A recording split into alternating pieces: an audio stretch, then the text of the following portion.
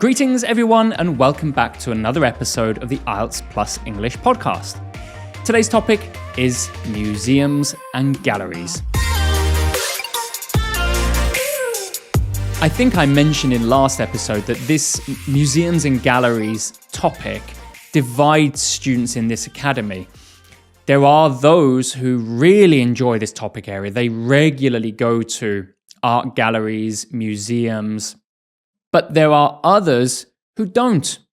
And I'm in that category. I don't think this is going to be a particularly strong topic area for me. So I think I'm going to have to really draw on my experiences from school where I did go to museums. So we'll see how that goes today. I've got another language-related challenge today, like I did last week. Last week we focused on these adverbs that are useful for transitioning. They replaced and, so, but. This week, I'd like to give you 3 idioms that I think are the 3 easiest idioms to just drop into most answers. Of course, we don't want repetition. You can't keep using the same idiom. But if you drop these 3 idioms in one exam, wow, what a great addition to your English and a great way to upgrade your score. So let me tell you my 3 favorite idioms. Number 1 is over the moon. Now, by the way, I'm not saying these are the most impressive idioms. I'm saying these are my favorite. I genuinely use them and they replace very easy words. So rather than say pleased or happy, over the moon. What a great, easy idiom to drop into any answer. You know, today perhaps we will definitely talk about museums. And I could say that when I went into this museum and saw how many incredible exhibits they had, I was over the moon. Very useful idiom. The next one is costs an arm and a leg. Something costs an arm and a leg. Again, it replaces a very easy vocabulary, which is expensive. And I think that's really easy to drop into an answer. I went to this museum in Madrid. I was so excited, but it cost an arm and a leg. Easy. And I think you could go back through all of our topics and you could put that in a lot of answers. It cost an arm and a leg.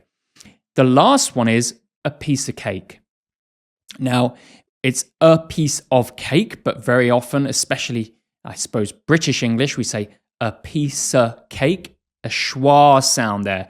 Piece of cake, a piece of cake. And a piece of cake means very easy. Getting into that museum was a piece of cake.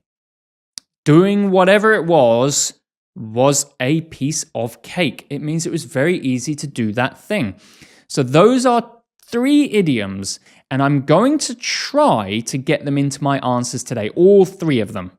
Okay, so listen out for them. That's an additional challenge for me and you. Listen out for 3 easy idioms that you can use in your IELTS. Talking about language you can use in your IELTS, we have a lovely language list today. Artifact, preserve, ancient, contemporary. These are some really impressive words that you can impress your examiner and boost your score. And it's available in the IELTS Plus Total Speaking Textbook, available to you on www.britplus.net. So go there, check it out. It's helped some students. They've given me some great feedback, and I hope it helps you too. Okay, I suppose I should give you a challenge before we start.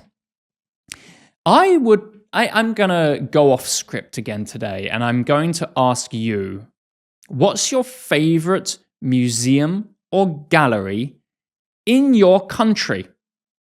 Now, the reason I'm asking this is I'm curious, because maybe I will visit your country in the future and I'll check my comments and, this student said this country's best museum is here, so I'm going to put that on my holiday itinerary. So that's what I want to know from you is what's your favorite museum or gallery in your country? Let me know in the comments. You can do that on YouTube, of course, but you can also do that on Spotify because I do check the comments there as well. Let's get started. Part 1, question 1. Do you enjoy visiting museums and galleries? Quite honestly, I do enjoy it, but I rarely do it.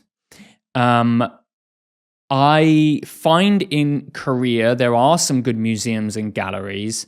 Some of them do cost an arm and a leg, so I tend not to go to those ones. But if there's an interesting exhibition, then I'm very happy to go and visit that with my family. Okay, maybe there was an idiom in there. Hopefully you caught it. When was the last time you visited a museum or gallery? I don't know the last time I visited one, but the one that comes up in my memory is when I went to Paris. Maybe 7 or 8 years ago, I went to Paris and I went to the Louvre in the middle of Paris, and it was a wonderful experience. It's a place I had always wanted to go, almost like a bucket list item. So when I arrived at that iconic pyramid of glass in the Louvre and I went down into the museum, I was over the moon and I really enjoyed my experience, but it was exceptionally busy. Okay, well, that's part 1 done. By the way, that's another way to improve or upgrade your language is it would be very easy to say, very busy. It was very busy. But what did I say? I said exceptionally busy.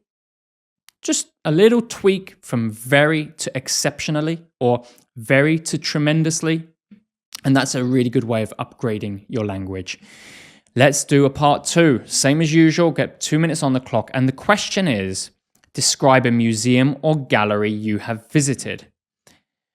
Okay, this is going to be challenging. Let's go, so 2 minutes on the clock. Okay, let's start now. I'd like to tell you about the British History Museum. When I was maybe 11 or 12 years old, I think 12 years old, I was in high school, maybe the first or second year of high school, and we went on a school trip to the British History Museum.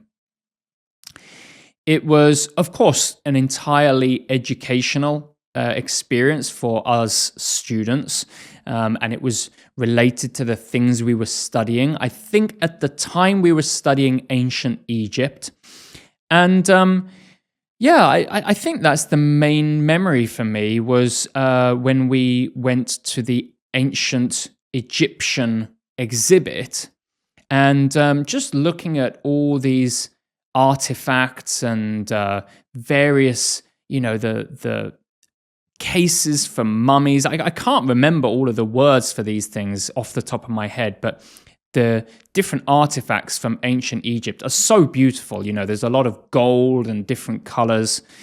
So it's a really memorable experience, but it was such a long time ago. I think, so let me tell you a little more about the British History Museum. It's an incredible museum, huge, with some amazing exhibits, and they've managed to preserve some incredible artifacts from history. I mean, really ancient history. So it's quite an experience for anyone. And by the way, certainly when I went there, it was free. Obviously, there's a lot of things you can spend money on, such as in the souvenir shop, but the museum itself is free. For me personally, it was a very important experience because I was able to enjoy it with my classmates and we could get some kind of guidance. I think, okay, good. Okay, I was pretty happy with that. By the way, it's coming to me now. Of course, I freestyle these answers. And I'm sort of doubting myself. Am I right? Is it the British History Museum that has the ancient Egypt exhibit? We will see, because I'm going to leave this in the podcast, of course, but after I finish shooting this episode, I'm going to go and check on the internet. Am I saying the right things? Am I mixing some museums up? Of course, although I want to be accurate, in IELTS, it doesn't matter. Your accuracy in terms of, is this museum right or wrong, doesn't matter. The examiner is only listening to your English. So don't worry about that.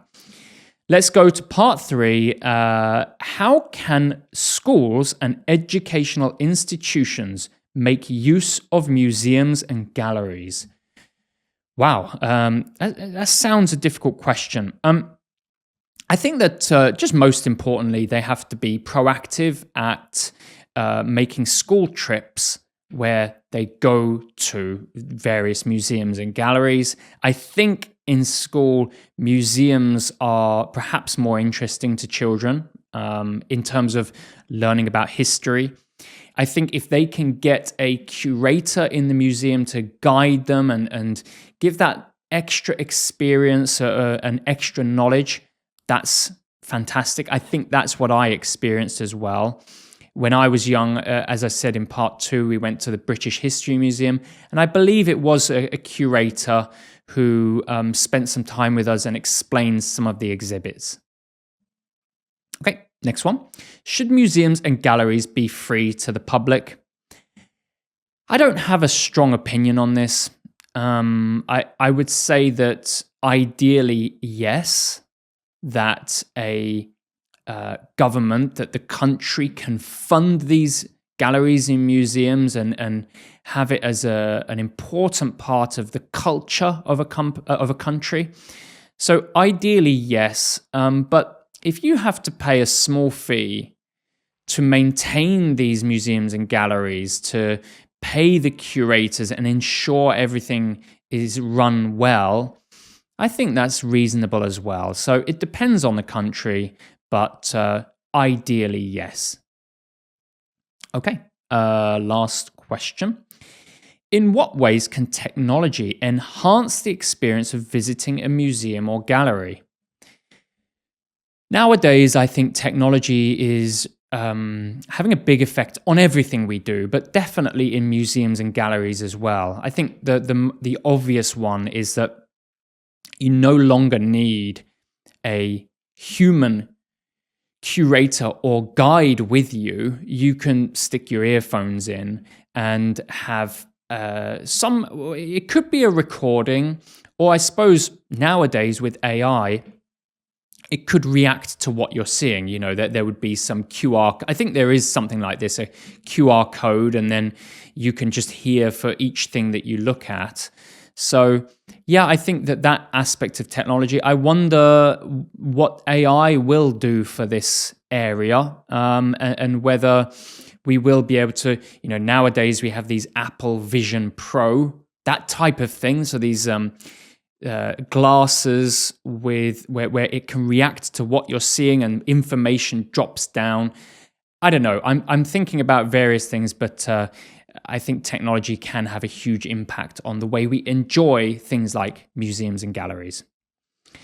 Good, okay, not a great answer there. I didn't love that, but I think overall that was a reasonable episode. What I didn't do was use a piece of cake, and that's because I forgot.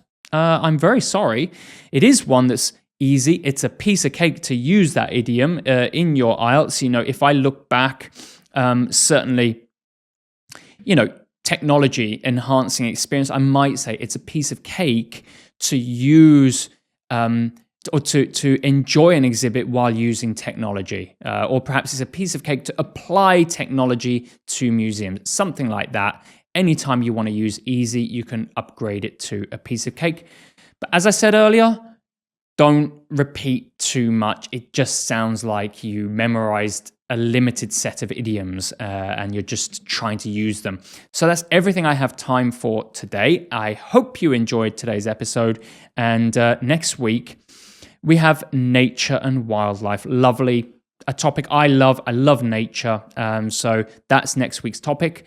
I hope you have a fantastic week, and I hope you study tremendously hard this week, and see you next Monday for Nature and Wildlife.